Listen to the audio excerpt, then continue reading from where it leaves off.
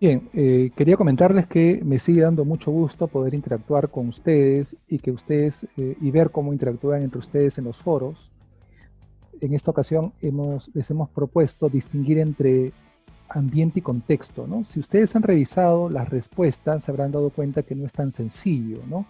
Que nos cuesta distinguir entre ambiente y contexto, ya que encontramos, digamos, mucha similitud entre los términos.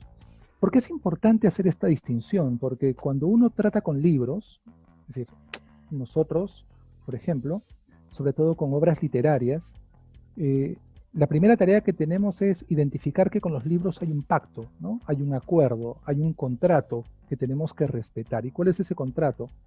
Que el mundo que se retrata dentro del libro es un mundo que no existe, o sea, es un mundo de ficción, ¿no? Y que todo funciona dentro de esos límites, no fuera de esos límites. Cuando esto no lo tenemos claro, nos daremos cuenta que las interpretaciones, ¿no? El sentido que le asignamos a la obra, en ocasiones puede caer en un error, ¿no? Sobre todo en este tipo de obras que son de carácter realista, donde parece ser que todo lo que se ha contado es absolutamente cierto, verdadero y real.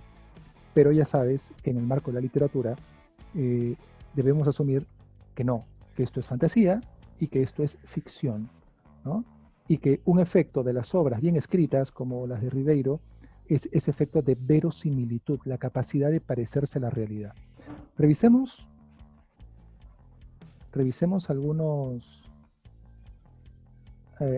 algunas nociones claves, ¿no? La de ambiente y contexto.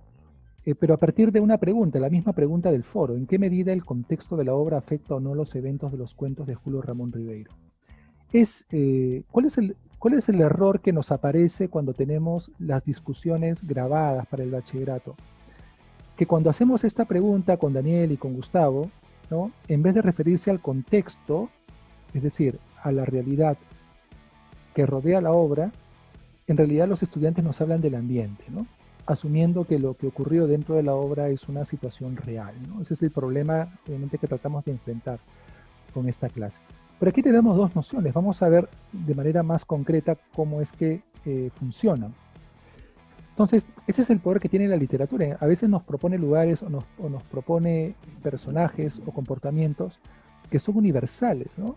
Y entonces, cuando hablamos de las grandes obras, son aquellas en las que los lectores de cualquier parte del mundo pueden encontrar un vínculo o una identificación, ¿no? Como si la historia correspondiese precisamente al contexto en el que viven, ¿no?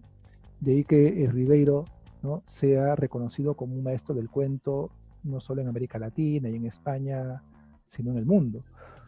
Pero ¿de qué hablamos cuando hablamos de contexto, ¿no? Regularmente nos fijamos en el contexto histórico-social, es decir, revisamos la historia, revisamos la economía, revisamos la sociedad. Pero también hay otros elementos que pueden jugar. ¿Y en qué sentido jugar?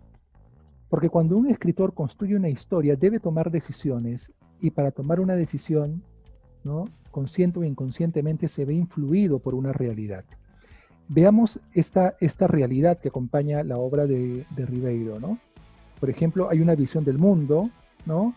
Hay una situación social que tiene que ver con el nacimiento de las barriadas. Hay una situación, digamos, económica también, hay una modernización de la ciudad, hay un crecimiento poblacional. Recordemos que antes de escribir Gallinoso sin plumas, Ribeiro viaja a España a estudiar periodismo y luego a Francia a estudiar literatura.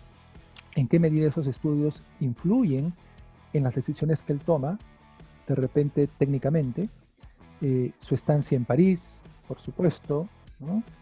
Recuerden que él escribe esta obra en París, y no en Lima, ¿no? ¿Cuál es el carácter que tiene la obra de Ribeiro, ¿no? Recuerden que Gallinazo sin plumas es solo una de un conjunto de obras, ¿no? ¿En qué medida las otras obras tienen algunos elementos que influyen en esta?